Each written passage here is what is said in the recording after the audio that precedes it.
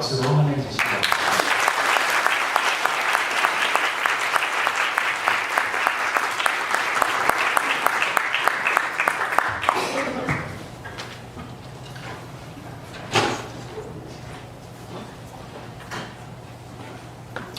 네, 안녕하세요. 정재승입니다. 반갑습니다. 네.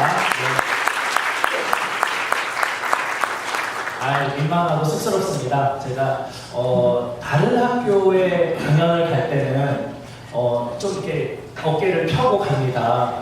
가면 이제 그 학교 정문에 플랜카드가 당연히 붙어 있고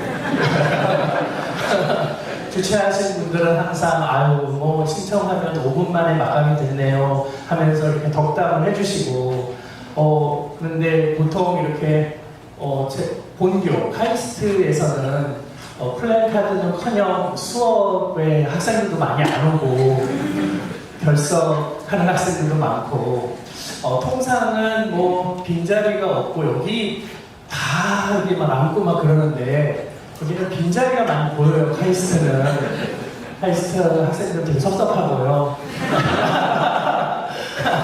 그럼에도 불구하고 너무 영광스럽고 또 저를 가르쳐 주신 교수님들 앞에서 제가 이런 말씀을 드리자니 또 민망하기도 하고 그렇습니다.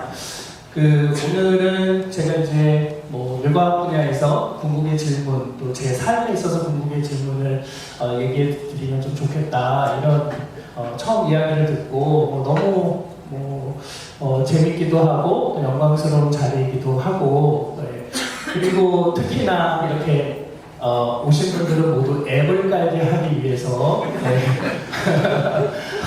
제 책을 사용하는 앵벌이 역할까지 기꺼이 자임을 했습니다. 이유는 취지가 너무 좋아서인데요.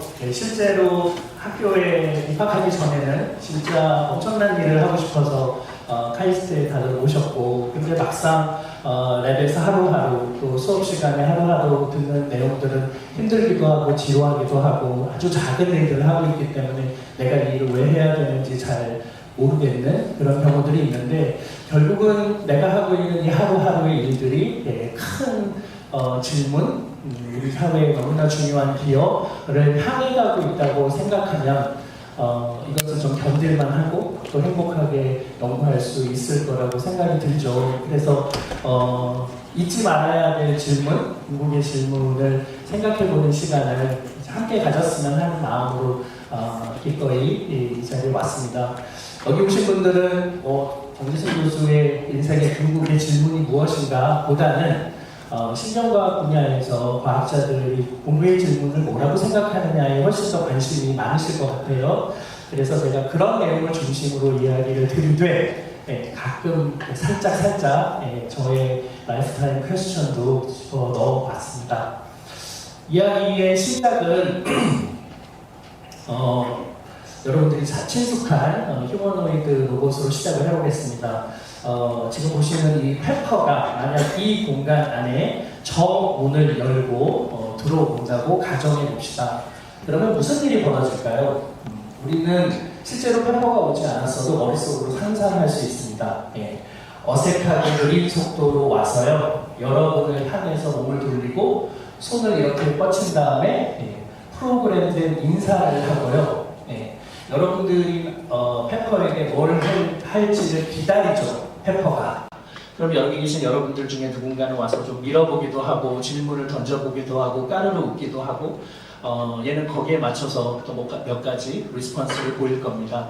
다시 말하면 지금까지 우리가 만든 인공지능이나 인공지능이 탑재된 로봇, 모빌리티와 인텔리전스가 결합된 이 로봇 시스템은 기본적으로 스티뮬러스 리스폰스 패러다임으로 디자인이 되어 있습니다. 프로그램을 넣어놓고 이런 인풋이 들어오면 이렇게 프로세스를 해서 어떤 아웃풋을 내라. 예외가 사실 많지 않습니다. 근데 다른 가정을 해볼까요? 여기 여러분들이 키우는 개 한 마리를 가운데에 두면 어떤 일이 벌어질까요? 개가 오더니 여러분을 향해서 저에게 뭔가 자극을 주세요. 인풋을 기다립니다. 저는 아웃풋을 내겠어요. 하는 반응을 보일까요? 여기에 가만히 앉혀 놓기도 힘들 겁니다. 여길 막 돌아다닐 거고요. 제 강의를 들으라고 하면 죽을 맛일 거고요. 예. 그래서 사고를 칠 겁니다. 돌아다니기도 하고, 카메라를 쓰러뜨리기도 하고, 심지어는 변을 보기도 하고. 예.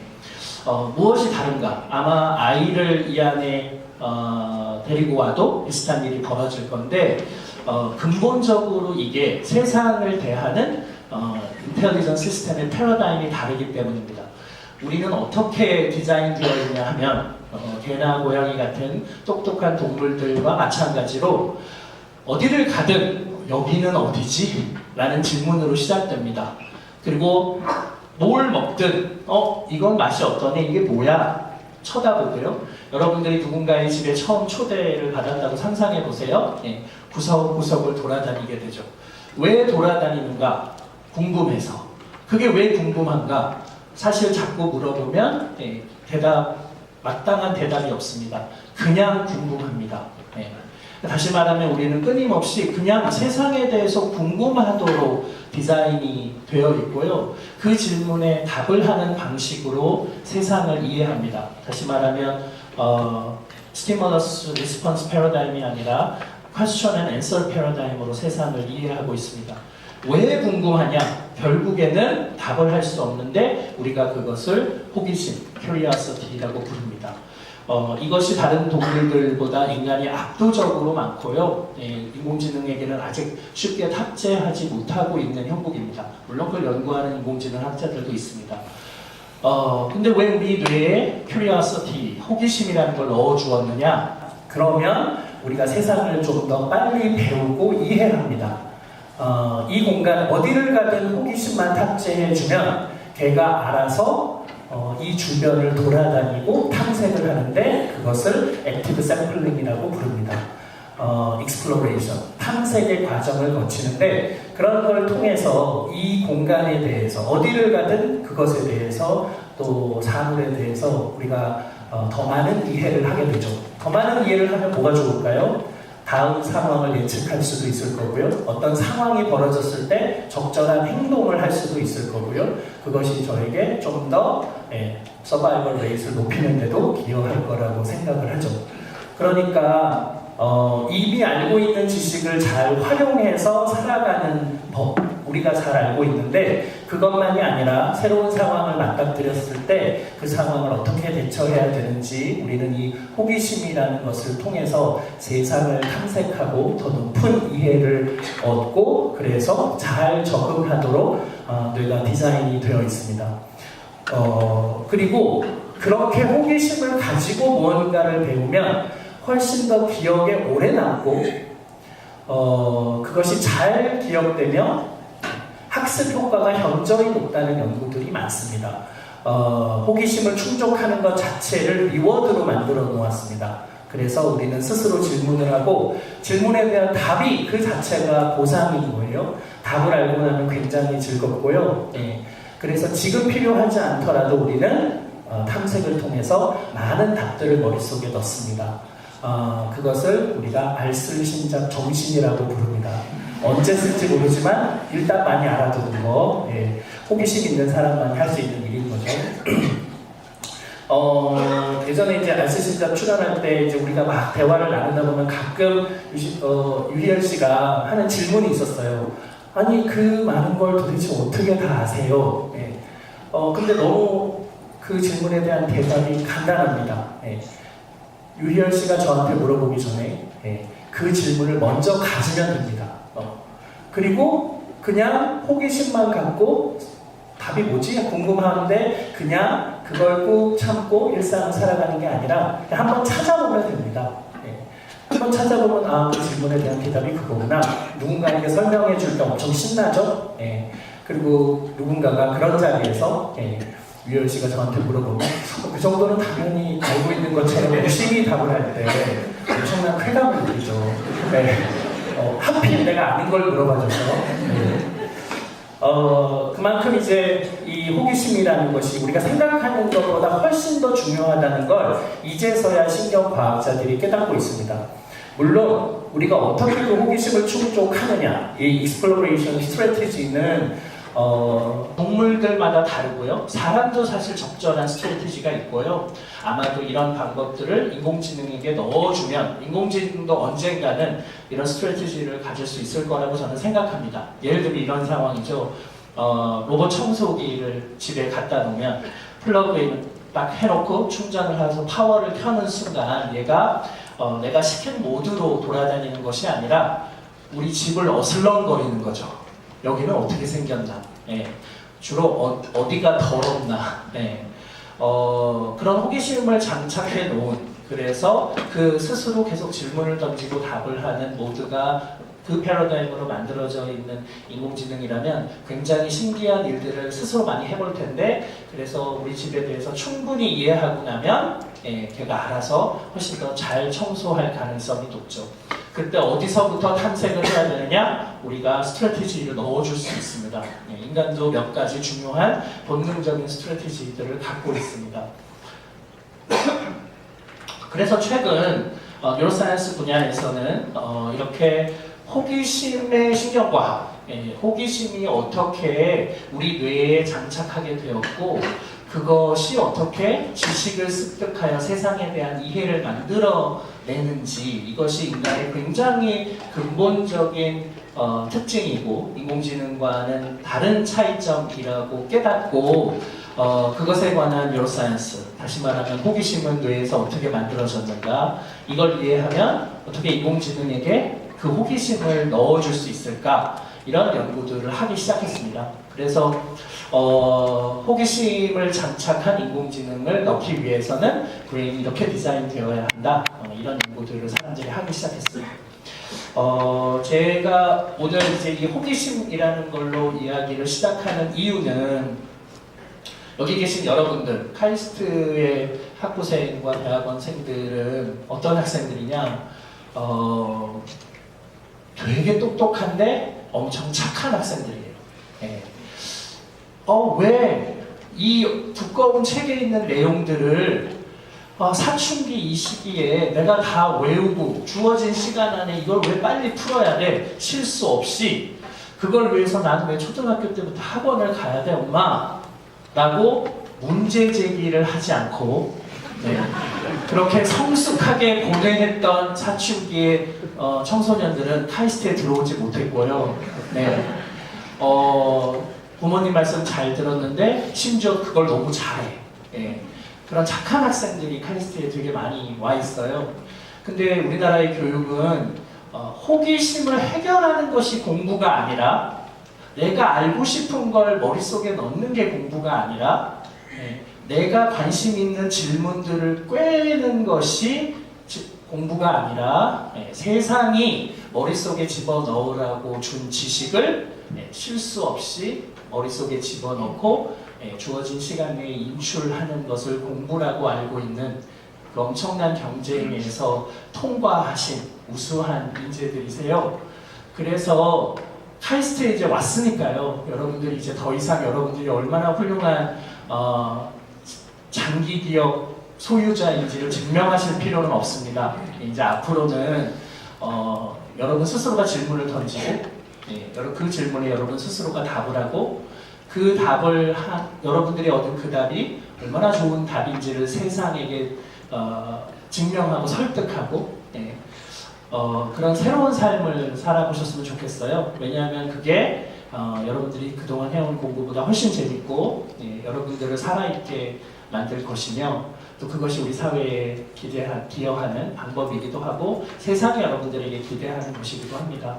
학자들에게는 특히나 이 호기심 없이, 예전에는 제가 호기심이 있어야 돼 이런 얘기 되게 많이 들었을 때는 되게 그냥 흘려 들었어요. 그게 얼마나 중요한 얘기인지 모르고, 이제 제가 이제야 나이가 50이 다 가까워 와서야 호기심이라는 것이 인간의 굉장히 중요한 본질이고 질문을 계속 하는 능력이 인간의 본성인데 그것을 오랫동안 잊어온 건 아닌가 하는 반성이 들었어요. 그래서 이 궁극의 질문이 무엇인가라는 이 캠페인이 너무나 의미 있는 캠페인이라는 생각이 들고요. 특히나 여기 있는 과학자, 공학자분들에게는 더욱 그런 것 같습니다. 아인슈타인이 굉장히 강조했죠. 내가 남들보다 특별한 건 호기심이 많다는 것밖에 없다. 굉장히 호기심이 많아서 다양한 상상들을 하고 그 사고 실험이 결국은 우리가 지금까지도 계속 그가 50년 전에 얼마나 70년 전에 100년 전에 얼마나 위대한 이론을 만들었는지를 증명하는 과정을 겪고 있는 그런 이제 위대한 발견자가 될 수 있었던 것 같습니다. 그래서 우리 모두가 다 호기심을 잘 장착했으면 좋겠고 그것이 최근 뉴로사이언티스트들이 뇌과학을 통해서 밝혀낸 사실이기도 합니다. 그래서 카이스트도 결국은 이 세계의 굉장히 중요한 질문 뭐를 답할 것인가에 관해서 카이스트 교수님들이 모여서 가장 중요한 질문들을 뽑기도 했고요. 그리고 앞으로 어떤 분야를 향해서 나아가고 학교가 기여해야 될지 이런 논의를 지금도 하고 있습니다. 이런 일을 우리만 한 건 아니고요. 굉장히 유명한 난제들이 세상에는 있죠. 예를 들면 힐버트 스페이스로 유명한 데이빗 힐버트가 1900년대에 젊은 나이에 23개의 매스메리컬 퍼즐을 논문에 실었죠. 이게 내가 생각하기에는 수학 분야에서 가장 중요한 난제다. 잘은 모르지만 대부분의 문제들이 사실 지금은 풀렸다고 들었고 힐버트가 정의한 이 난제들을 풀기 위해 후학들이 어떤 질문에 답을 해야 되나요?에 이 질문들을 가이드 삼아서 좋은 연구들을 많이 하게 됐다고 들었습니다. 그리고 여기에 영향을 받아서 그로부터 100년쯤 지난 후에 밀레니엄 클레이 매스메리컬 인스티튜션이라는 캠브리지에, 매사추세츠 캠브리지에 있는 이 수학 연구소가 세븐 밀레니엄 프로블럼즈라는 걸 세상에 내놓았죠. 2000년 새로운 밀레니엄이 시작되면서 중요한 난제 7개를 세상에 던졌습니다.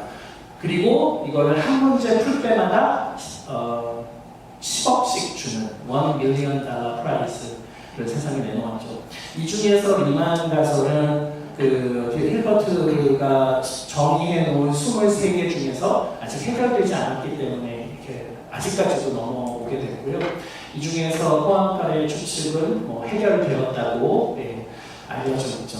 그리고 몇 년 전에 막 사람들이 이게 진짜 해결된 거냐 아니냐 학계에서 많은 논란이 있기도 했습니다. 실제로 이걸 해결했다는 걸 어떻게 증명하냐면 권위 있는 저널의 논문을 실어야 되고요. 그래서 그 분야의 전문가의 리뷰를 반드시 거쳐야 되고 논문이 실린 후에도 2년 동안 그 매스메리컬 커뮤니티가 이 논문을 계속 논의해서 정말로 아무 문제 없이 진짜로 해결된 것이다 라고 컨펌이 되어야 상금이 지급됩니다. 그러다 보니까 그 이후에도 계속 논의가 있었습니다. 지금도 기억이 나는데요. 2005년 무렵이었던 것 같은데 사이언스라는 저널이 창간 125주년을 맞아서 125개의 가장 중요하면서도 그런데 아직 풀리지 않은 난제를 소개하는 특집호를 실었습니다. 전 분야에 걸쳐서 실었고요. 여기 계신 여러분들 한번 살펴보시면 우리 분야에서는 어떤 질문이 여기 포함되어 있는지 보시면 굉장히 중요한 가이드가 될 것 같습니다. 질문과 함께 거기 이게 왜 중요한 질문인지도 짤막하게 한두 패러그래프로 소개가 되어 있습니다. 사이언스라는 저널은 미국에서 만들어졌지만 토마스 에디슨이 제너럴 일렉트릭을 통해서 강력하게 서포트하고 굉장히 많은 돈을 들여서 지금의 위치까지 오게 했는데 125년 동안 그들이 만들어 놓은 과학적 성취 중에서 아직 풀리지 않은 것들을 전문가들에게 물어서 이 125개 난제를 제공하기도 했습니다. 이런 일들을 대학 수준에서 하기도 하고요. 보시는 것처럼 UCL 같은 곳에서도 그들이 생각하는 중요한 그랜드 챌린지를 이렇게 지정을 해서 이제 이런 질문들에 대해서 답을 해보겠다고 대학이 힘을 모으는 그리고 인스티튜트를 하나씩 만드는 이런 일을 하기도 하고요. 영국에서는 우리나라로 따지면 동아 사이언스와 시사인 한겨레 이시를 같은 것을 합친 형태의 과학 주간지, 아주 유명한 과학 주간지 뉴 사이언티스트가 있는데 거기서도 지금까지 이제 밝혀지지 않은 125개의 질문들을 뽑고 거기에 대한 과학자들의 의견, 뭐 앤서라고 하는 건 없지만 그 의견을 담는 그 특집호를 내기도 했습니다. 중요한 질문이 뭔지를 이해하는 건 이 분야에 들어오신 초심자들이 내 연구의 방향을 가이드 삼을 때 굉장히 좋은 지표가 되니까요. 한 번씩 참고하시면 좋을 것 같고요. 그런 일들을 브랜드 챌린지라는 이름으로 최근에는 그냥 현상금처럼 참여하는 사람들에게 first 라운드에서는 적은 돈, second 라운드까지 오면 좀 더 많은 돈을 주어서 이 문제를 푸는 과정이 그들을 성장시키게 만드는 그런 프로세스로 이 브랜드 챌린지를 활용하고 있습니다. 그래서 유엔은 10년 전부터 지구 온난화를 포함한 지구 환경 문제를 해결하는 데 이 여러 브랜드 챌린지를 놓고 그걸 위해서 돈을 투자하고 있고요. 구글 같은 회사들이 거기 스폰서를 하면서 이 브랜드 챌린지 프로그램들을 풀고 있습니다. 지금부터는 조금 강조해서 그렇다면 뉴로사이언스 분야에서 중요한 질문들은 뭐가 있을까? 여러 사람들이 여러 개 뽑은 게 있는데요. 그 중에 제가 그거는 공유하면 좋겠다라고 하는 것 3가지 정도를 가져와 봤습니다.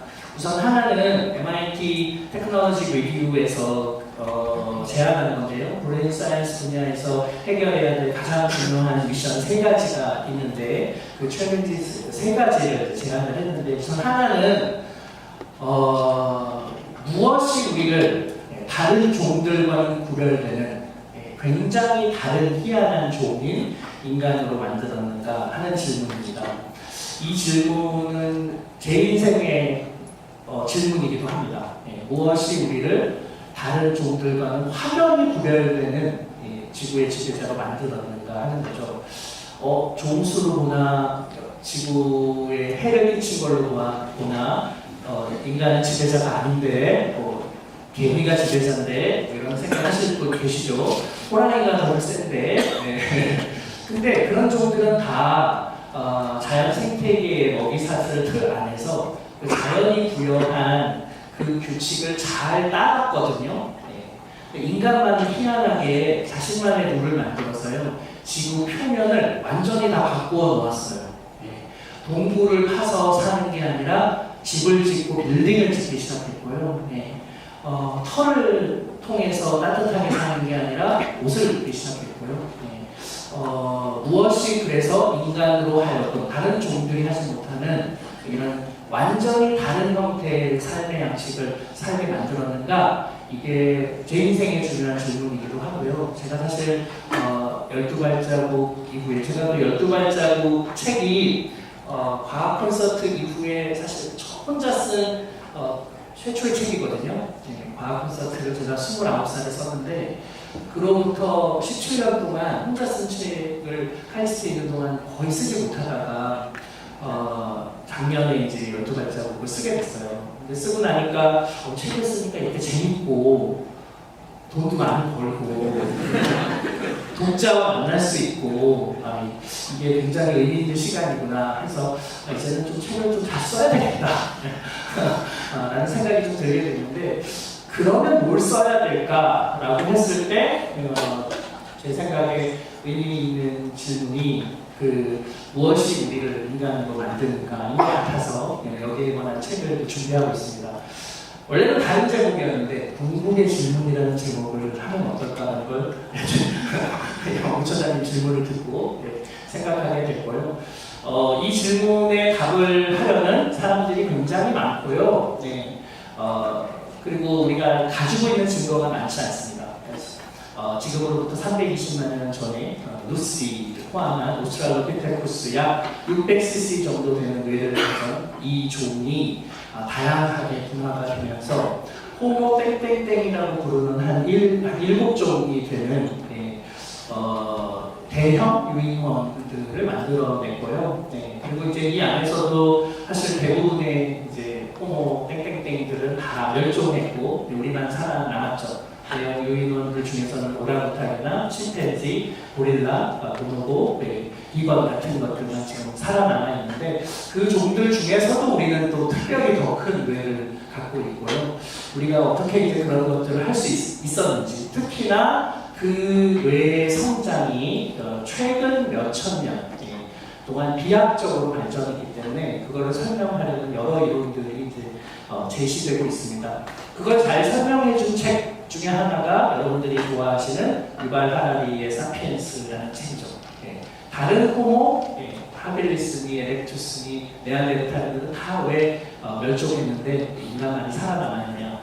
그의 굉장히 강력한 가설은 그 책에 소개되어 있는 것처럼 우리만이 실제로 존재하지 않는 것을 근데 아주 매력적인 무언가를 설정해서 그것을 상상하게 만들고 그리고 그 이야기로 사람들에게 영향을 미쳐서 대규모 협력을 이끌어낸 유일한 종이라는 게 유발 하라리의 가설입니다. 그리고 그것을 다양한 예제들을 드는데요. 냉정하게 얘기하면 그 가설은 너무 매력적이지만 과학적인 측면으로 보자면 네안데르탈인이나 호모 하빌리스 다른 종들이 그걸 못했다는 증거가 없기 때문에 우리가 확신을 할 수는 없습니다. 그 책에서도 실제로 펑션에 대한 비교는 지금 현존하는 대형 유인원들 같은 보노보나 오랑우탄이나 고릴라 같은 종하고만 비교를 하니까요. 그렇지만 우리 모두들 알고 있죠. 실제로 돈, 신 이런 굉장히 매력적인 개념들을 통해서 사람들을 대규모로 집단적 협력을 이끌어 오게 만들어서 지금과 같은 문명을 만들게 되었고요. 또 게다가 우리 몸에 우리 가까이의 컴퓨터라는 우리 부실한 뇌를 좀 도와줄 수 있는 컴퓨테이셔널 프로세서들이 인포메이션 프로세서들이 이렇게 존재하게 돼서 우리가 굉장히 똑똑해졌고요. 게다가 여기에 그 어떤 동물과도 다른 소셜 커뮤니션, 종들이 서로 협력하고 그 커뮤니티를 구성하는데 굉장히 많은 커뮤니티 에너지를 쓸 수 있도록 뇌가 성장했죠. 그래서 로빈 덤바에 따르면 우리 대뇌 피질의 사이즈가 그 종의 평균적으로 서로 커뮤니케이션하는 소셜 그룹 사이즈와 얼추 비슷하게 발달해왔다. 뭐가 원인인지는 모릅니다. 아직은 상관관계 수준에서 알고 있지만 어쨌든 뇌가 이렇게 커진 데에는 소셜 인포메이션을 처리하기 위해서가 아닐까라고 생각하고 있죠. 그래서 넘버스 넘버라고 하죠. 사람은 한 150명 정도의 친구들과 주로 친교를 나눈다는 거죠. 여러분 핸드폰에 있는 주소록에 있는 사람들 중에서 일 때문에 수업 때문에 연구 때문에 만나는 사람 빼고 그냥 1년에 한 번 이상 밥 먹자, 술 마시자 하는 사람들의 수가 최대 150명 정도 규모가 되면 이제 인간다운 삶을 살게 되시고요. 나는 한 80명이다. 그러면은 원숭이 수준의 소셜을 지금 하고 있다. 이렇게 보시면 됩니다. 그러니까 이제 그만큼 우리가 소셜을 하기 위해서 되게 많은 에너지를 쓰고 있고 그걸 위해서 뇌의 일정 양을 할당하고 있는 건 맞는 것 같아요. 그리고 이것이 우리를 지금과 같은 운명을 만들어 놓는데 기여하고 있는 건 맞는데 사실 이게 단순하지 않습니다. 그래서 여전히 궁극의 질문인데 왜냐하면 최근 들어 나오는 연구들 중에는요, 매튜 리버만이 쓴 소셜 브레인이라는 책이 있는데 그 책에서 이제 그런 내용들이 굉장히 자세히 기술되어 있는데 소셜이 발달할수록 그 영역이 지능적 행위를 하는 영역을 억제해요. 그래서 지능이 되게 발달한 사람은 소셜이 좀 떨어지고요. 소셜이 되게 발달한 사람은 지능이 떨어지는 걸 카이스트에서 많이 보잖아요. 그 책을 보고 이 증거를 그 증거 안에 있기 때문에 내가 못 봤구나 하는 걸 생각하게 되는데 어쨌든 오히려 지능과 소셜한 능력들이 서로 이렇게 이니비션 관계에 있다면 그 두 개를 동시에 갖추는 게 어렵다면 어떻게 인간은 지난 수만 년 동안 이렇게 진화해왔지 하는 게 여전히 풀리지 않는 의문입니다. 특히나 이제 설명할 수 없는 것들 다른 종들과는 달리 우리는 돈이라는 화폐라는 약속, 실제로 그게 가치가 있는 건 아니지만 가치가 있다고 서로 약속을 해서 그 종이 쪼가리를 그 카드의 이무의 숫자를 거기에다 밸류를 넣어놨고요. 그 다음에 섹스도 마찬가지죠. 그 어떤 종들보다도 성적 욕망이 강한데 굉장히 희한한 결혼 제도들, 그것이 일부 일천될 수도 있고 그렇지 않을 수도 있지만 어쨌든 결혼이라는 제도를 만들어서 나의 다른 사람과의 짝짓기를 금하는 그런 특별한 제도들을 운영하고, 그럼에도 불구하고 이 제도 바깥에서 수많은 남교 욕망들을 또 해소하는 다양한 또 제도들이 등장하기도 하고요. 다른 동물들보다도 훨씬 폭력적이고 잔인한데 또 그것을 규제하기 위한 제도와 법을 만들어서 그것을 조직 내에서 처벌을 하기도 하고요. 다른 어떤 동물들과는 달리 굉장히 훌륭한 예술과 문화를 만들고 종교를 가지고 있죠. 그래서 이제 이 주제들이 제가 지금 이제 다른 종들과는 달리 왜 우리는 이거를 어떻게 만들어내고 길들이고 관리하는 제도들, 문명이라는 걸 만들어내느냐, 그 기원은 뇌에 있지 않을까. 지금까지 우리가 뇌로부터 알고 있는 것으로 이거를 설명해 볼 수 있지 않을까 라는 책을 쓰고 있습니다. 이 책을 쓰게 된 저한테 모티브가 된 게 바로 이 건물인데요. 이게 뭔지 아세요? 인도의 타지마할이라는 그 샤자한이라는 그 인도의 왕이 아내를 너무 사랑했는데 그 아내가 죽자 너무 슬퍼서 아내의 무덤이라고 할 수 있는 머니멘트라고 할 수 있겠죠? 아내의 시신이 담긴 관을 두는 이런 이제 일종의 성을 만들게 됐습니다. 당대 최고의 그 테크니션, 크래프트맨들을 불러서요, 2만 명을 불러서요. 이 지역은 이렇게 하얀 돌이 없는데 굉장히 먼 곳에 가서 이 하얀 돌을 가지고 와서 이 지역과는 완전히 다른 색깔의 이런 건축물을 만들게 되는데, 너무나 정교해서 멀리 보면은 지금 얘네들이 다 멀리서 실제로 보면 직선으로 보이지만 사실은 5도 정도 기울어져 있어서 가까이서 보면 기울어져 있지만 멀리서 보면은 이게 직선으로 보이게. 그래서 우리 눈이 어떤 방식으로 세상을 인지하는지를 잘 이해한 다음에 옵티컬 일루전을 써서 만든 머니멘트예요. 타지마할이요. 근데 이렇게 훌륭한 작품들은 전 세계 다른 곳에도 있죠. 근데 제가 이제 여기에 매료되었던 건 이걸 만들고 나서 인도 사람들의 구전에 따르면 이걸 만드는 데 참여했던 2만 명의 사람들의 오른손을 전부 잘랐어요. 다시는 이런 작품을 만들 수 없도록. 근데 그거를 기록하지 못하게 했고요. 그래서 구전으로만 두는 걸 서양 학자들이 이제 그거를 밝혀냈는데, 실제로 그래서 이걸 다룬 연극도 있어요. 뒤를 돌아보면 안 되는 타지마할을 지키는 근위병이 내일 오픈을 하는데 전날 밤에 명령이 떨어져요. 2만 명의 오른손을 자르는. 그래서 한 구석에서 울부짖는 사람들의 오른손을 계속 자르고 그 피를 닦고 그걸 버리고 이렇게 아름다운 작품을 짓는 게 무슨 의미가 있지? 라고 생각하는데 결국 돌아서서 작품을 보는데 작품이 너무 아름다워요. 그 인간이란 도대체 어떤 존재냐. 그런데 거기에 새들이 막 울면서 막 짖으면서 아침에 나뭇가지에 막 이동을 하고 그런 모습을 보면서 인간이 수십 년을 이런 걸 만들었지만 결국은 자연의 아름다움을 또 따라가기는 힘들다는 걸 또 그 근위병이 깨닫기도 하는 아주 복잡한 감정을 다룬 연극인데, 그걸 보면서 그런 생각이 들었죠. 권력, 돈, 섹스, 사랑, 그리고 폭력, 예술 이런 것들이 어우러져 있는 공간이라는 생각이 들었고요. 그래서 이제 이 인도를 가는 걸로 올해를 저도 시작을 했는데 인간이란 어떤 종인가를 생각해보게 만드는 그런 경험이었습니다. 또 하나는 이제 어떻게 우리가 이렇게 복잡한 문제를 잘 풀게 되었느냐. 다시 말하면 뇌라는 인포메이션 프로세서는 어떻게 이런 놀라운 기능을 수행하느냐 하는 거죠. 심지어 에너지도 별로 쓰지 않은 시간당 쓰는 에너지의 양이 그냥 전구 몇 개 수준이에요. 근데 그거를 슈퍼컴퓨터가 이 정도 파워로 돌리려면 전구가 10억 개 정도의 에너지를 써야 돼요. 예, 그런 러프 에스티메이션이긴 하지만 그러니까 에너지도 굉장히 적게 쓰면서 한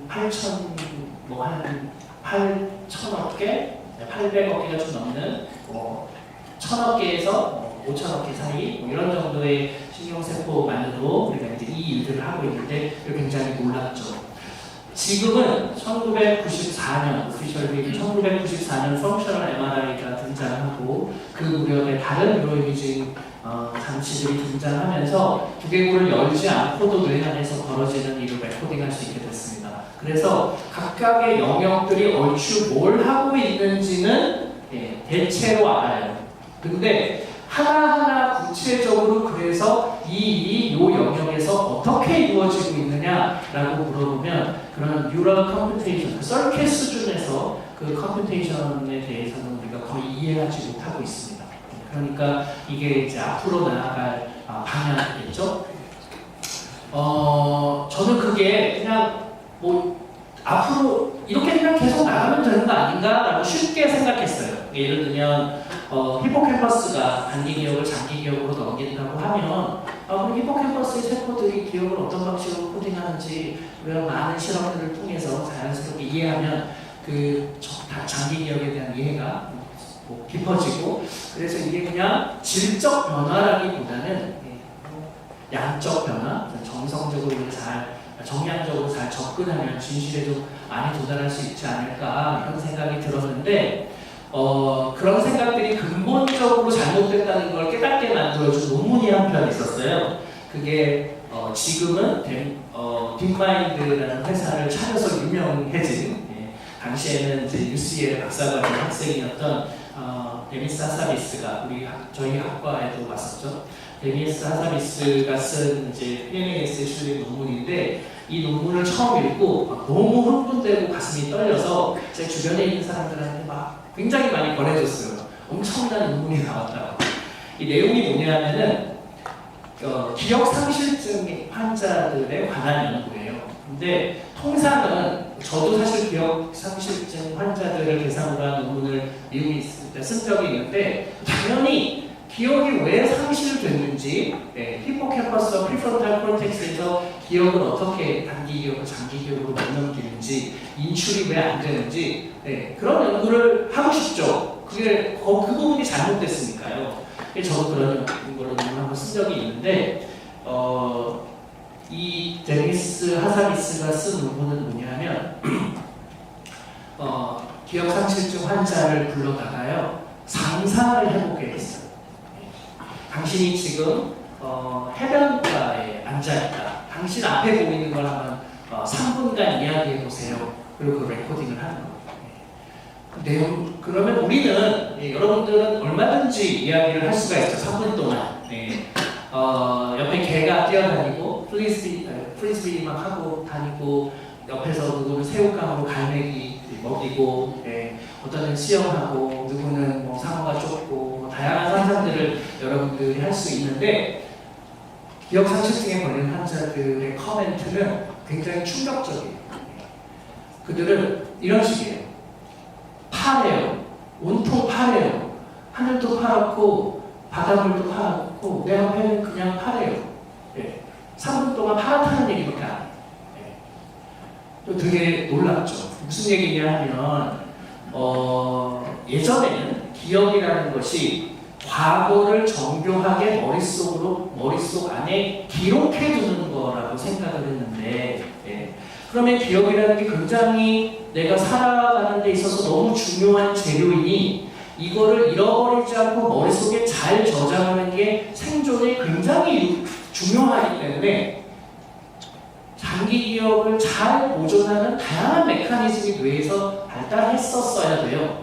근데 그러기에는 우리의 뇌가 너무 많은 걸 잃어버리고 굉장히 쉽게 왜곡하고 과장하고 망각하는 이게 약간 설명이 잘 안 돼요. 네. 그렇게 학습해놓고서 왜 그거를 제대로 잘 뇌에 보관하지 못하고 있지? 네. 이게 우리가 아직 그 답을 찾지 못하고 있는 질문이에요. 근데 이 논문은 뭐라고 대답하고 있냐면 기억이라는 건 과거를 머릿속에 정교하게 기록해두는 과정이 아니라 내가 현재를 해석하고 미래를 상상하는 재료라는 거예요. 근데 내가 지금 상태가 어떠냐에 따라서 같은 기록이라도 굉장히 다른 방식으로 해석될 수 있겠죠. 그렇기 때문에 기억은 예를 들면 여러분들이 나중에 학교를 졸업하고 굉장히 잘 나가면 내가 진짜 카이스트에 있는 동안 오늘의 나를 만든 영감은 다 학교에서 배웠지. 그때 너무너무 즐거웠어. 교수들은 해준 게 없지만 친구들은 그거는 참 많은 걸 나눴어. 이런 회고를 하겠죠. 근데 그때 여러분들이 좀 힘들면 대학이 우리한테 해준 게 뭐가 있어? 수업은 지루했고 애들은 이기적이었고 경쟁에 치여서 나는 늘 힘들었어 라고 그 똑같은 시기를 가르쳐보면 저는 그 중에서 디시전 메이킹을 해야 되겠다고 생각하고 카이스트에 와서 지난 10몇 년간을 디시전 메이킹을 하고 있지만 사실은 그 세 영역이 예를 들면 의식 너무 중요한 질문이잖아요. 근데 아직은 그걸 감당할 수 있을 정도의 바이올로지컬 백그라운드가 우리가 아직 없기 때문에 좋은 연구를 하기에는 좀 버거운 시기예요. 그러면은 이제 좀 출발해서 바이올로지컬한 걸 좀 알면서 새로운 발견들이 마구 벌어질 분야에 뛰어들면 하나의 학문이 만들어지는 과정도 볼 수 있을 텐데 그 대표적인 영역이 attention, emotion, 또 decision making이라고 생각했어요. 그 펑션을 기준으로 생각했을 때. 그리고 나중에 생각해보면 우리가 왜 잠을 자는가 같은 문제들, 그리고 디벨롭먼트가 어떻게 이루어지느냐 이런 건 우리가 전혀 잘 모르고 있기 때문에 앞으로 파도 너무 중요한데 할 일이 많은 그런 분야라서 유망하다는 걸 그제서야 알게 됐고요. 그래서 여기 계신 분들 중에서 그런 분야를 앞으로 늙어갈 분야에서 어떤 분야를 내가 하면 좋을까라고 할 때 그런 분야들 많이 눈여겨보시면 되게 좋을 것 같습니다. 마지막으로 결국은 이 MIT 테크놀로지 리뷰에서 해주는 세 번째 최악인지는 결국은 디지즈를 어떻게 이제 해결할까 하는 겁니다. 뉴럴로지컬 디지즈가 있고 사이카트릭 디지즈가 있는데 신경과 병원으로 따지면 신경과에서 관장하는 병이 있고요. 그건 이제 브레인의 서킷이 문제가 돼서 오르게닉 디지즈고요. 사이카트릭 디소더는 정신과에서 다루는 이거는 뭔가 마음의 문제다라고 이제 예전에는 생각해서 그렇게 분리를 했는데 지금 와서 보면 마음도 브레인에 있다고 믿고 있기 때문에 굉장히 많은 사이카트릭 디소더들이 브레인 디스펑션에 기인하죠. 점점 우리가 생물학적 수명은 길어지고 있고 근데 사회적 수명이 짧아지면서 그들의 소셜 라이프가 굉장히 많이 망가져서 이 멘탈 디소더 환자들이 급증하고 있는 추세이고요. 그 중에서도 특히나 우울증과 불안장애는 점점 너무 빠르게 늘어나고 있고 고령화 사회가 되면서 알츠하이머나 파킨슨 같은 병들도 그 전 세대보다 훨씬 더 많이 늘었죠. 이유는 수명이 늘고 있기 때문에 고령인 분들이 많이 있으니까요. 근데 그 유전적으로 어떻게 기인해서 이 병에 걸리느냐 이거 우리가 잘 모르고요. 그리고 그 유전자를 가지고 있다고 하더라도 어떤 괜찮은 환경에 있을 때는 그게 잘 발현을 안 하다가 안 좋은 상황이 되었을 때 그 유전자를 가진 사람이 더 민감하게 반응하기도 하고요. 그런 유전자와는 전혀 상관없는데 환경에 의해서 그런 질병에 걸리기도 합니다. 그래서 이제 이런 문제들을 근본적으로 우리가 잘 이해하는 게 사실은 21세기의 가장 중요한 질문이라고 생각하고요. 미국에서 NSF가 브레인 사이언스에서 가장 중요한 질문들을 두 가지를 꼽았는데 그 중에 하나가 이겁니다. 브레인 디소더를 해결하는 것. 또 하나가 이제 브레인 엔지니어링인데 그거는 좀 이따 제가 말씀을 드리고요. 그래서 이런 뇌들이 어떻게 서로 연결되어서 이런 질병들을 만들어내는지 우리가 아직 잘 몰라서 이런 문제가 뭐 해결해야 될 궁극의 질문이라고 볼 수 있습니다. 그 사이언스에서 125개의 질문들을 만들었다고 하는데 그 중에서 뉴로사이언스와 관련된 질문들을 제가 좀 뽑아서 소개를 드리려고 해요. 몇 개의 주요 카테고리를 만들 수가 있는데 그 중에 한 카테고리가 이런 질문들입니다. 아마 뉴로사이언티스트들에게 뉴로사이언스 분야에서 가장 궁극의 질문은 무엇입니까? 라고 물어보면 의식이 무엇인가를 의식이란 무엇인가? 이게 아마 가장 궁극의 질문이라고 대답할 것 같아요. 네, 진짜로 의식이 왜 어떻게 창발됐는지 우리 잘 모르니까요. 의식이 왜 흥미로운 질문이냐 하면 인텔리전트 시스템 이런 거 다 만들 수 있어요. 커그니티브 프로세싱을 하는 시스템 다 만들 수 있어요. 다시 말하면 그런 것들은 그 결과물이 컴퓨테이션에 의한 결과물이라고 우리가 지금은 간주하고 있어요. 그래서 만들어지는 거죠. 근데 의식은 계산의 결과물입니까? 여기에 대해서 우리가 답을 아직 잘 몰라요. 그렇다고 생각하는 사람도 있고 아니라고 생각하는 사람도 있고. 의식이란 무엇인가? 정의가 이거예요. 외부에서 뭐가 벌어지면 내가 그걸 인지하고 거기에 반응할 수 있어야 되고요. 예. 그러고 있는 나 자신을 내 몸 안에서 벌어지는 일을 인지하고 있어야 돼요. 그러니까 다시 말하면 내가 얼러트가 되고 어라우절이 돼서 그러니까 내가 지금 어떤 상태인지를 인지할 바깥에서 들어오는 것에 대해서 내가 반응할 수 있어야 되는 거예요. 두 번째는 그러고 있는 나 자신을 인식할 수 있어야 되는 거예요. 근데 두 번째 거는 우리가 관찰 가능하죠. 자극을 주고 무슨 반응을 보이는지를 보면 되죠. 아, 이거 의식이 있구나. 근데 그것만으로는 충분하지 않아요. 왜냐? 우리는 의식이 있는 것처럼 보이는 인공지능 컴퓨터 시스템을 만들 수 있잖아요. 여러분 노트북이 의식이 있습니까? 노트북에 반응을 해보면 노트북이 자극을 주면 반응을 하잖아요. 그러니까 그것만으로는 의식의 존재를 충분히 확신할 수 없고요. 걔랑 우리랑 근본적으로 다른 점은 걔는 자기가 그러고 있다는 걸 모르잖아. 이거잖아요. 여러분들은 여러분들이 의식이 있다는 걸 알잖아요. 근데 이제 문제는 여러분이 의식이 있다는 걸 내가 어떻게 아냐는 거예요. 그 의식이 내가 갖고 있는 의식과 동일한 경험인지를 우리가 어떻게 확신할 수 있냐는 거예요. 그렇기 때문에 의식이 있는 존재인지 아닌지에 관한 튜링 테스트를 통과할 수 있는 장치를 우리가 만들 수 있을 텐데 그러면 걔가 의식이 없고 걔는 우리와는 다른 애라는 걸 우리는 어떻게 확신할 수 있는가가 되게 중요한 질문인 거죠. 얘는 자유의지나 퍼셉션하고도 관련이 깊어요. 오래된 만재입니다. 여러분과 제가 똑같은 빨간색을 보고 있는가? 주파수는 정해져 있지만 그것이 여러분 뇌에서 표상될 때 그 빨간색이 제가 경험하는 그 빨간색과 같은 색인가를 우리는 어떻게 알 수 있는가? 다시 말하면 뇌는 본질적으로 하고 있는 일의 어떤 단계에 들어가면 나의 내성을 통해서만이 관찰 가능한 Subjective Internal Experience가 본질적으로 수반될 수밖에 없는데 과연 그것은 과학의 영역 안으로 들어올 수 있는가? 라는 아주 근본적인 질문을 던지고 있습니다. 그렇기 때문에 쉽게 답할 수 없는 거인 거죠. 프리일도 마찬가지입니다. 점점 이제 뭐 리벨 같은 사람의 실험을 통해서요. 여러분들이 의사결정을 하기 얼마 전에 제가 여러분들이 무슨 결정을 할지를 뇌의 활동만으로 예측할 수 있어요. 다시 말하면 여러분들은 자유의지로 의사결정을 한다고 생각하지만 생물학적인 뇌의 계산 결과물에 의한 의사결정인 거예요.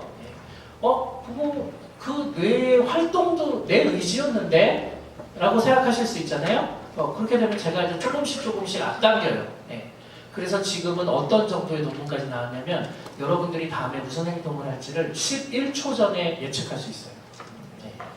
자, 11초 전에 심지어 본인에게 물어보면 난 아직 결정을 못했다 그래요. 네. 근데 11초 전에 뇌 활동으로 나는 알고 있는데 그 사람은 내가 이거 할 줄 알았지 하고 딴 걸 고르는데 그걸 할 거라고 예측할 수 있어요. 네. 그러면 그 사람은 자유의지가 있는 것인가 없는 것인가. 네. 그래서 요즘은 자유의지의 정의를 근본적으로 자유의지라는 걸 그런 개념이 무의미하다라고 생각하고 있는 지경이 됐어요. 네. 그럴 정도로 결국은 무슨 얘기냐면 인간이라는 어떤 존재가 바이올로지컬 컴퓨터에 의해서 계산하는 애인데 그 계산의 결과물로 나 자신이 의식이 있다고 믿고 자기 스스로 행동한다고 믿으며 호기심 어린 마음으로 세상을 탐색하며 작동하고 있다가 바이올로지컬 컴퓨터가 수명이 다하면 꺼지는 이런 거하고 뭐가 다른가를 우리가 근본적으로 질문하고 있는 형국입니다. 그래서 자아를 인식하게 하는 인공지능을 만드는 것이 과연 가능한가 같은 문제하고 얽혀 있고요. 실제로 이 신티아 브리질이 MIT에서 키스맷이라는 로봇을 만들어서 사람하고 굉장히 비슷하게 생기고 사람을 너무 잘 판별해요. 그래서 본인 스스로도 사람처럼 만들어 놓았고 사람의 얼굴을 보고 그 감정을 이해해서 그 감정에 맞는 행동들을 하도록 개발을 해왔어요. 근데 이걸 소개하고 나서 이 잡지에 그걸 소개한 디스커버라는 잡지에 미국에 있는 보스턴에 살고 있는 6학년 소녀가 잡지에 편지를 보냈어요. 이렇게 사람의 얼굴 표정을 보고 사람을 인지하면서 얼굴 표정을 보고 감정을 읽고 거기에 맞는 행동을 하는 키즈맵도 사람을 닮았는데 그러면 얘한테 거울을 보여주면 얘는 어떤 행동을 하고 그때 자신의 표정을 보고 어떤 행동을 합니까?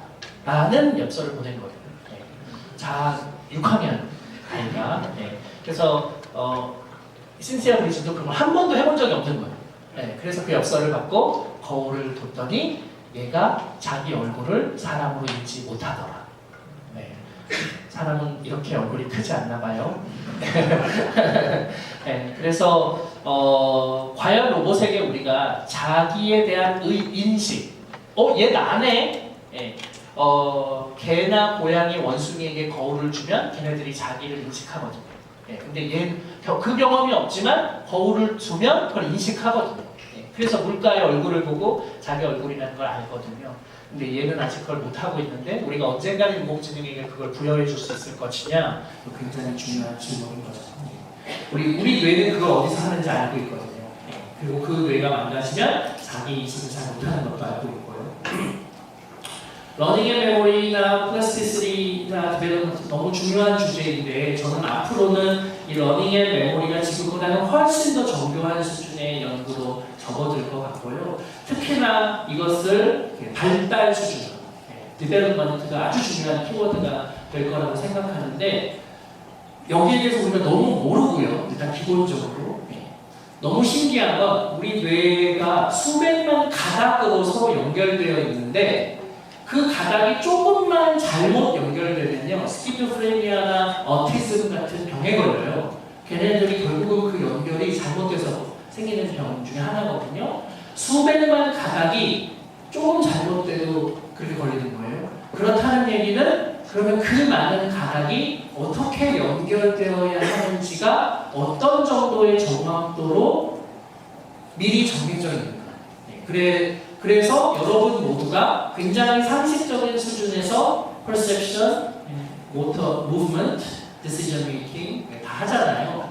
그러니까 사람마다 다르지만 제대로 된 기능을 수행하는 레인지와 그게 조금 벗어나서 질병에 가까운 심텀을 보이는 그 레인지를 우리 뇌는 굉장히 잘 알고 있어서 절대 다수는 정상적인 방식으로 그 수백만 가닥의 파이버들이 잘 연결되어 있고 5%이나 채 안 되는 비율들이 faulty wiring을 하고 있는 거죠. 그래서 그 일이 어떻게 되고 있느냐, 그게 유전적으로 이미 결정되어진 것이냐, 아니면 그 이후에 엑소널 디벨롭먼트를 통해서 가이딩이 되는 것이냐, 아주 중요하지만 우리가 아직 답을 하지 못하고 있는 그런 질문입니다. 그래서 어더거스 피리어드의 브레인을 제대로 연구하지 못했고요. 오랫동안 펑셔널 MRI 안에 애를 집어넣는 일을 다들 싫어해가지고 주로 제가 이제 카이스트 오기 전에 차일드 사이카이트리 있었는데 차일드 사이카이트리에서 애들 브레인 뇌는 주로 의사들 애를 빌려줘요. 정신질환을 우리 애 빌려주고 괜찮은 거예요. 안전한 거야. 흑병자를 구할 수가 없으니까요. 그렇게 해서 구할 정도로 이 어더거스 피리어드에서의 뇌를 우리가 많이 연구를 못했는데 최근 들어서 아주 급증하게 돼서 많이 알게 됐습니다. 그 다음에 이제 잠, 운동, 랭귀지 이런 것들이 서로 잘 연결되어 있습니다. 거기에 관해서 제가 좀 얘기를 드리자면 저희 분야의 슈퍼스타 중에 하나, 뇌공학자 중에 슈퍼스타 중에 하나인 잭 갤런트라는 사람이 있습니다. UC 버클리의 컴퓨테이셔널 뉴로사이언스, 커뮤니티브 앤 컴퓨테이셔널 뉴로사이언스 학과 교수인데요. 이 사람이 2011년도에 커런트 바이올로지라는 저널에 실은 논문으로 아주 유명해졌어요. 펑셔널 MRI에 사람을 눕혀놓고요. 유튜브 동영상을 보여줘요. 이걸 보는 동안 이 시각 정보를 처리하는 비주얼 콜텍스를 통째로 레코딩을 해요. 그래서 이 뇌를 분석해서 이 사람이 무슨 영상을 봤는지를 이 영상 정보 없이 뇌 활동만으로 동영상을 재현하는 데 성공했어요. 그걸 유명해졌습니다. 이게 보여준 동영상이고요. 이걸 볼 때 뇌 활동만으로 재현한 영상이 이겁니다. 색이 좀 다른데요. 우리 뇌가 어떻게 칼라를 인지하는지는 좀 알고 있어서 제가 보기에는 한 10년쯤 지나면 색은 꽤 많이 일치될 거고요. 이게 해상도가 이쪽이 많이 떨어지죠? 근데 이 분야 최초의 연구라는 걸 생각해 보시면 앞으로 20, 30년 후가 되면은 꽤 둘 사이에 이미지가 근접해질 거라고 상상이 되죠. 그러니까 이제 이 연구로 많은 사람들에게 상상력을 불어넣어 주었어요. 이게 된다는 얘기는 무슨 얘기냐면 여러분들이 극장에 가서 어벤져스나 기생충 영화를 촬영하지 않고 그걸 보고 있는 여러분들의 뇌를 촬영하면 그 영상을 동영상으로 뜰 수 있다는 뜻인데, 자 그렇다면 그 영상의 저작권은 누구에게 있느냐? 네. 이거 내 몸에서 나온 겁니다. 네, 내 겁니다. 그렇게 우리가 말할 수 있는 것이냐? 자, 여러분들이 밤에 잠을 자고 있는 동안 1시간 반마다 10분씩 찾아오는 REM 수면, Rapid Eye Movement 수면 때 꿈을 꾸시는데 그 비주얼 콜텍스를 베개에서 레코딩을 하면 여러분들의 꿈을 동영상으로 저장할 수 있다는 뜻입니다. 네. 1시간 반마다 10분 정도. 네. 그래서 아침에 자고 일어나면 6시간, 7시간, 8시간 자고 일어나면 10분짜리 동영상 4편, 5편이 여러분 카메라로 핸드폰에 저장되는 거예요. 자, 이러면 여러분들 모두는 영화 감독, 단편 영화 감독이고 그거는 작품이라고 볼 수 없나요? 작품인가요? 근데 거기에 송중기가 나와요. 송중기는 초상권을 요구할 수 있나요? 네. 근데 거기서 자기가 원하지 않는 모습으로 나와요. 그 영상의 배포를 금지할 수 있나요? 네. 되게 여러 가지 문제가 섞여 있죠. 네. 어떤 영상이 재판에 증거 자료로 제출됐어요. 실제로 찍은 것인지, 누군가가 뭘 보고 상상한 것인지를, 비주얼 콜텍스 레코딩한 것인지를 어떻게 우리가 구별할 수 있을까요? 점점 영상이 미스된다는. 그런데 이게 여러 가지 문제들이 담고 있는 거죠. 그런데 이 사람이 그로부터 5년쯤 지나서 네이처의 표시를 장식하는 논문을 다시 쓰게 되는데 이번에는 좀 더 고해상도의 펑셔널 MRI에다가요 사람을 눕혀놓고요 이번에는 라디오의 뉴스를 들려줘요. 그러면서 뇌를 통째로 찍어요. 그리고 소설을 읽어줘요. 허먼 멜빌이라고 리디글, 어네스트 헤밍웨이의 노인과 바다. 그러면서 통째로 찍는데 같은 단어에 같은 영역이 반응한다고 가정해놔요. 바다 어디에도 고래의 흔적을 보이지 않았다 하는데 고래의 흔적은 하는데 고래라는 단어의 특정 영역이 반응하는 거예요.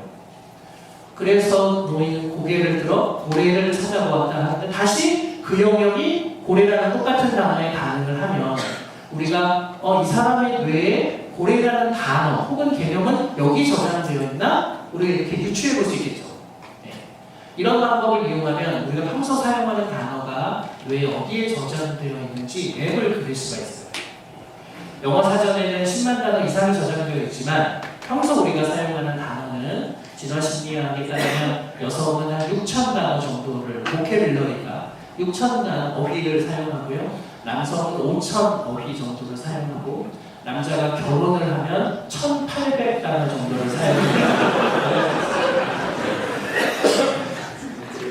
연애할 때 가장 화려한 보캐블러리를 장식하다가 결혼 직후 급속히 말수가 줄어드는 현상이 다양한 문화권에서 관찰된다고 하더라고요.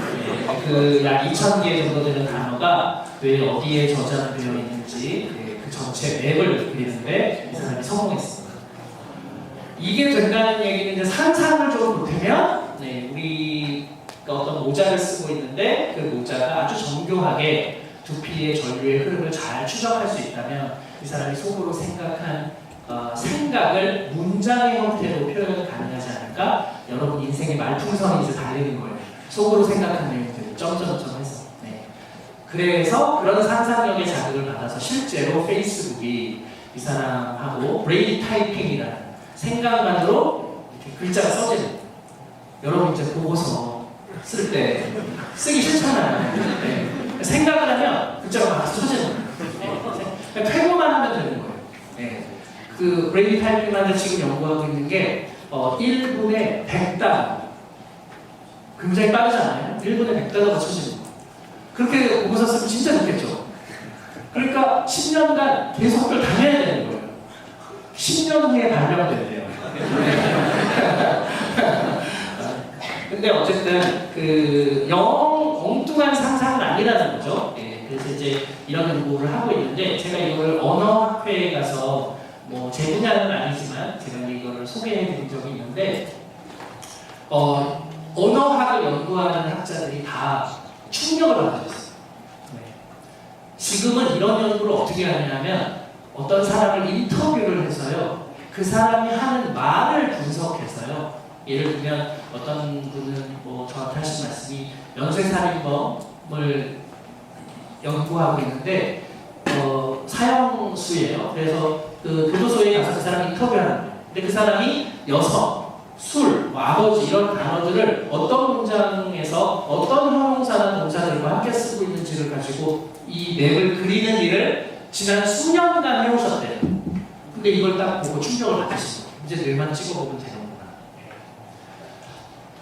물론 이 맵이 쉽게 잘 나오진 않습니다만 이런 연구들이 앞으로 언어를 연구하는 데 있어서 굉장히 큰 브레이크스루가 되어줄 거라고 생각하고 있는 거죠. 이걸 이용하면 마인드 맵이잖아요. 이게 이런 연구들이 앞으로 큰 이제 진전이 있을 거라고 생각하고요.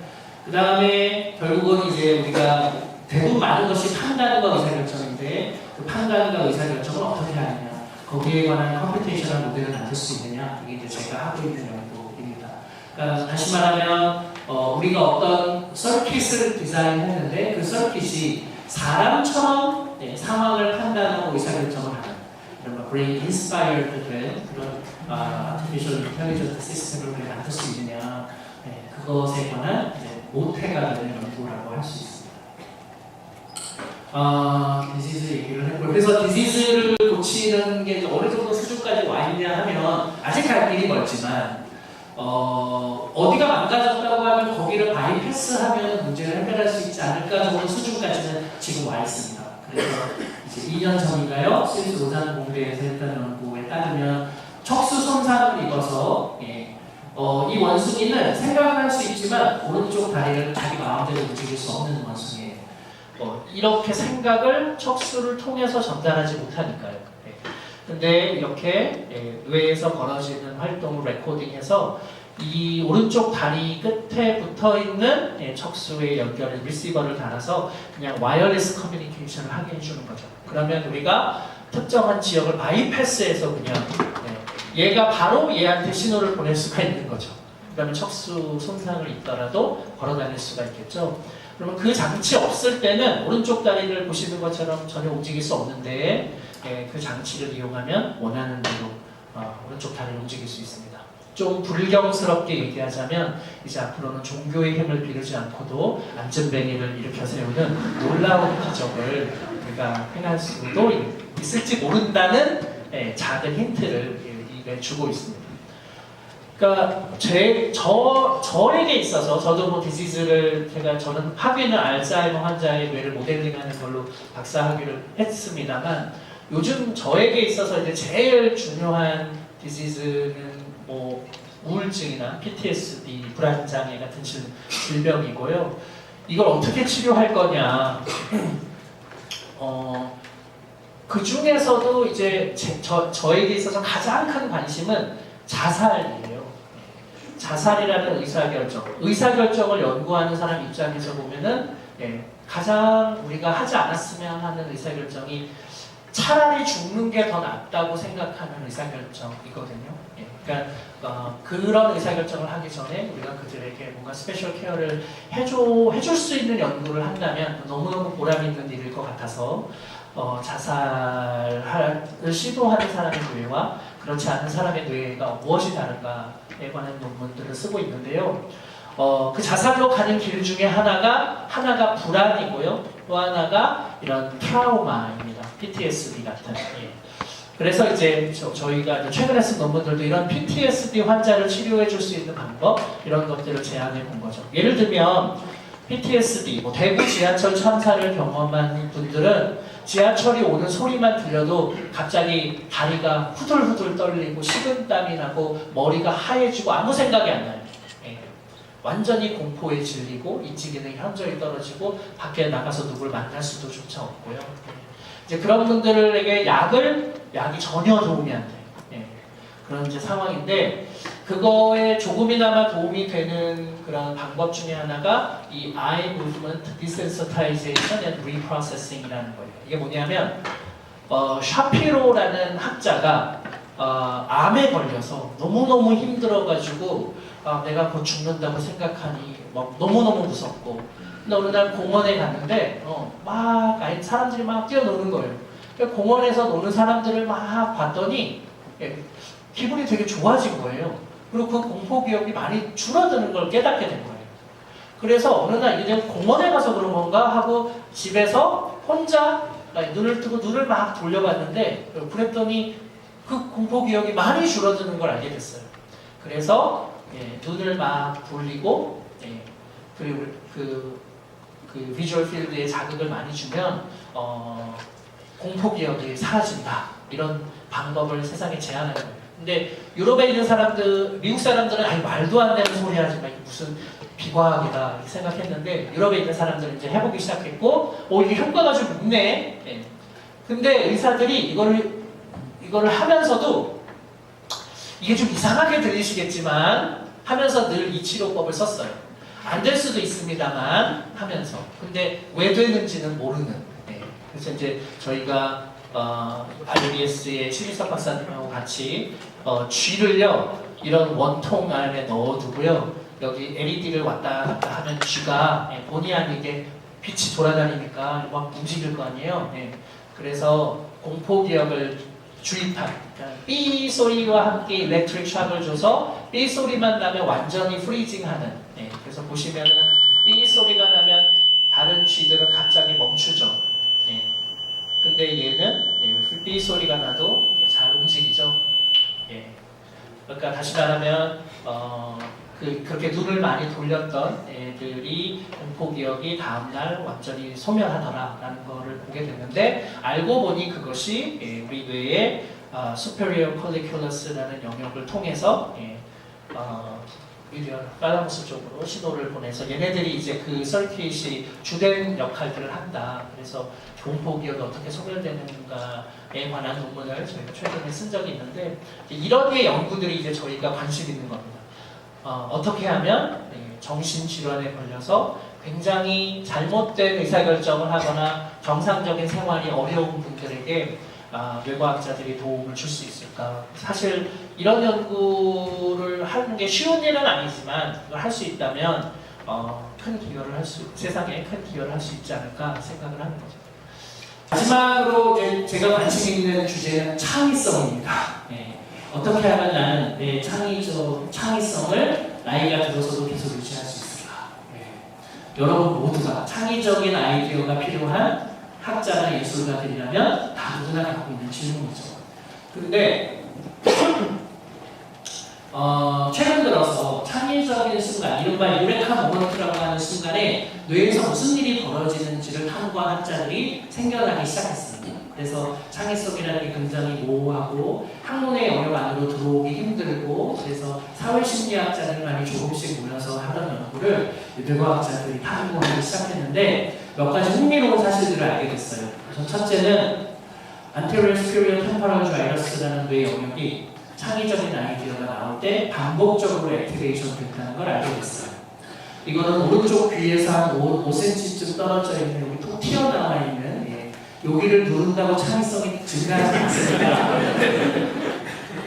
요 조 영역인데 냉정하게 솔직하게 얘기하면 이 영역이 뭐 하는 영역인지 몰라요. 모르는데 지금까지 문헌을 조사해보면 이 영역이 액티베이션 됐다고 하는 상황이 어떤 상황이냐면 멍 때릴 때 딱히 어떤 과제를 주지 않고 그냥 잠시 가만히 있으라고 할 때, 그런데 그때 진짜로 가만히만 있지 않고 레스팅 스테이트가 아니라 이런저런 생각을 하는 이른바 마인드 원더링이라는 스테이트일 때 여기가 액티베이션 되는 거예요. 그러니까 이 이전까지는 창의성을 몰입, 플로우라고 하죠. 뇌 전체가 한 가지 목적적인 사고를 할 때 창의성이 발현된다고 설명했는데 지금까지 설명이 틀린 건 아니지만 그것만으로는 충분하지 않다는 걸 알게 됩니다. 보시는 것처럼 우리는 굉장히 몰입하는 시간도 필요하지만 완전히 이완해서 비목적적인 사고를 뇌 전체가 할 때 멍 때리는 시간들이 굉장히 필요하다는 거죠.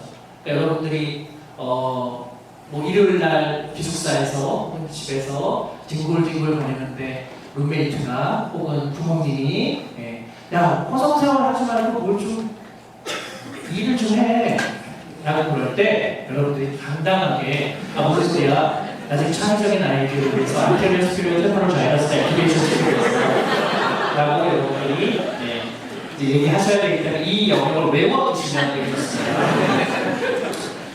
그리고 창의성이라는 창의적인 아이디어를 만들 때 굉장히 여러 영역이 관여한다는 걸 알게 됐고요. 이것도 굉장히 뇌과학자의 가설에 반하는 결과인데 이유는 우리가 인간의 뇌가 인간이 인간인 이유가 다른 어떤 동물들보다도 이마 바로 뒤에 있는 이 프리프론탈 코텍스 전전두엽이 굉장히 크기 때문이라고 알고 있어서 이 영역에서 인간 행동의 절정이라고 할 수 있는 창의성이 발현될 것이다. 그게 하나의 가설이었고요. 또 하나는 논리적인 사고가 우리 좌뇌 측두엽, 언어 중추와 그 바로 이 두 정역, 이 수리 중추 이 영역에서 관장하게 하고 우뇌가 우리가 창의적인 뇌다라는 또 가설이나 선입견이 우리가 있었죠. 그런데 실제로 창의성은 뇌의 특정한 영역에 국한된 능력이 아니라 뇌 전체를 두루두루 잘 써야 된다는 걸 알게 됐고요. 특히 멀리 떨어져 있는 영역들이 서로 연결될 때 사실은 창의적인 아이디어가 나온다는 걸 알게 됐습니다. 아까 제가 보여드린 언어의 관점으로 보자면 이 언어가 사실 이렇게 뭉치고 서로 유사한 개념들을 저장하고 있는데 멀리 떨어져 있는 영역들을 서로 연결시킬 때 창의적인 아이디어가 나온다는 걸 알게 됩니다. 다시 말하면 상관없어 보이는 개념, 우리가 상식적으로 얘와 얘는 관련이 없어 라고 하는 개념을 이을 때 좋은 아이디어가 나올 수 있다는 거죠. 그것은 마치 아리스토텔레스가 말한 것처럼 인간의 최고의 지적 능력은 은유다. A는 B이다. 그런데 A와 B 사이에 아무런 상관관계가 없는데 과감하게 거기에다가 등식을 붙이는 순간 우리 모두가 그게 뭘 말하는지는 금방 알게 됩니다. 이 능력이 가장 고든한 창의성이라고 설명했는데 얼추 지금으로부터 2000년쯤 전에 이미 철학자가 깨달은 것을 뇌과학자들이 비싼 장비를 들여서 이제 이해를 하게 된 거죠.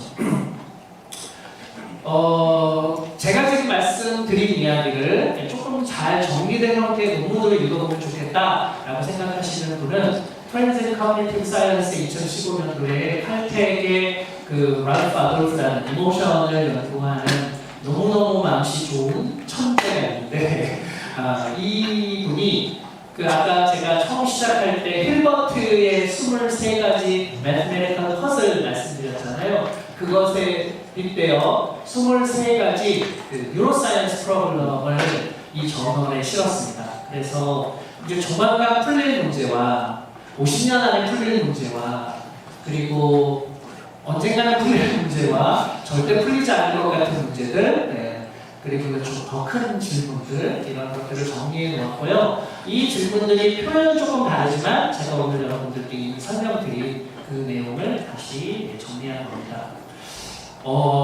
뇌과학자는 최근 특히 2016년 알파고와 이세돌의 세계 대결 이후에 굉장히 큰 혼란을 겪고 있습니다. 이유는 오랫동안 우리 인간의 뇌는 이 과정을 거친다고 믿었고 모든 지능 시스템은 이 단계를 거부하기 어렵다고 판단했어요.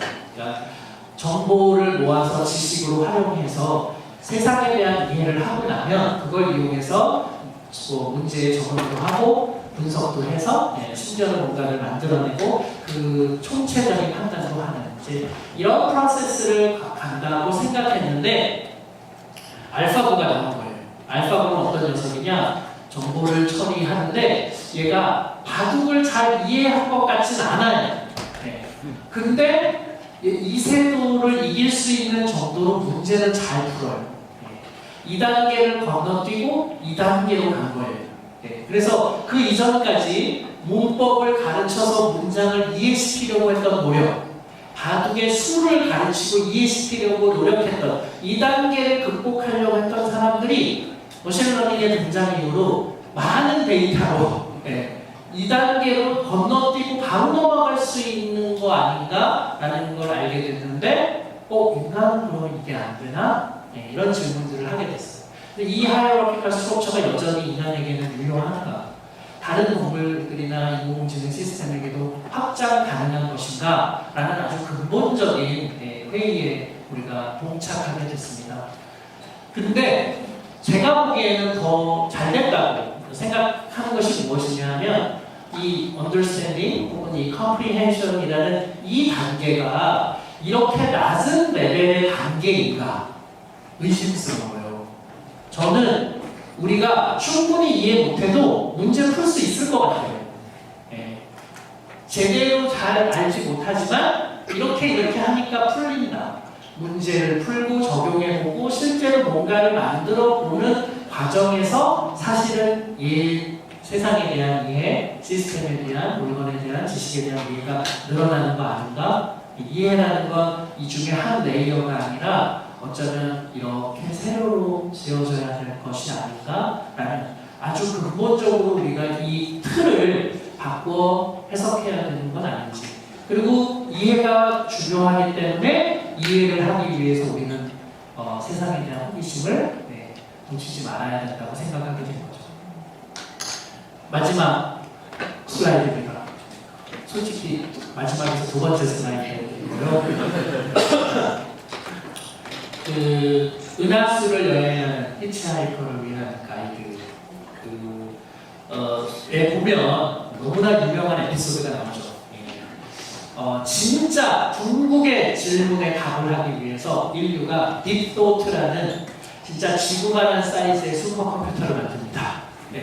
그래서 한 750만 년인가요? 엄청난 시간을 들여서 세상에 대한 진짜 생명과 이 우주 전 에브리띵에 관한 ultimate question의 앤서를 달라고 걔한테 750만 년 동안 최고의 컴퓨터를 돌려요. 그리고 났더니 얘가 갑자기 답을 해요. 40. 이게 무슨 의미인지 몰라요. 아주 유명한 에피소드죠. 그러니까 이게 무슨 얘기냐 하면 어쩌면 제가 오늘 여러분들께 말씀드린 그 질문들이 답을 알고 나면 그 답이 너무 질문하고 멀어서 그 답 자체가 우리가 이거를 알려고 지금까지 애썼나? 라고 생각될 만큼 허탈할 수 있어요. 네.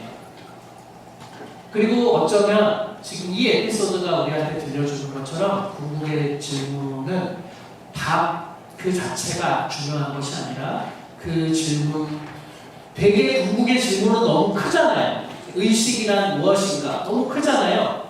근데 진짜 중요한 질문은 의식이란 무엇인가에 답을 하기 위해 그 전 단계에 우리가 던져야 할 조금 작은 질문들의 나열 하나하나 그것을 해결해 가면서 결국은 궁극의 질문을 향해 가는데 그 과정이 우리로 하여금 더 많은 것을 이해하게 만들고 세상의 문제를 해결하게 만들고 그래서 우리는 저 질문에 내가 답을 해야지 라고만 생각하지 마시고 답도 중요하지만 저 질문을 향해 가는 작은 또 다른 질문들을 만드는 능력이 지금부터 여러분들이 하셔야 될 일이라고 생각합니다.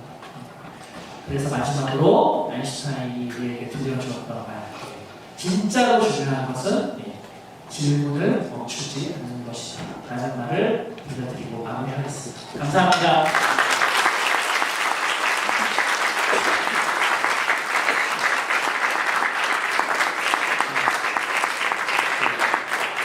시간이 많이 가서 궁극의 질문에 관한 강연에 대한 질문을 받지 않도록 하겠습니다.